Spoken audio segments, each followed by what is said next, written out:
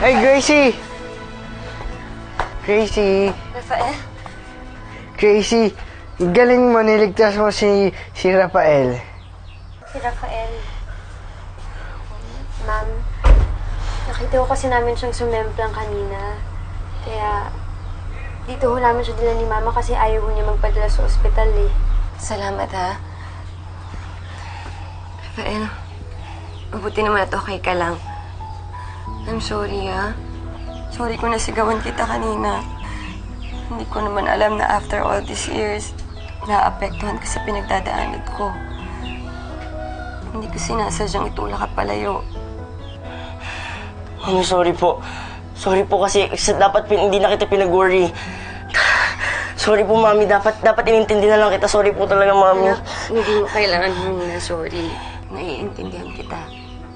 Ma'am, alam ko po na hindi ko kayo mapipigilan sa pagkamiss nyo kay Miguel. Alam ko rin po na minsan po talaga malulungkot kayo. Pero, Ma'am, I want you to know na nandito po ako. Hindi kita iiwan, Ma. Alam ko. Kaya nga nagpapasalamat ako ng marami.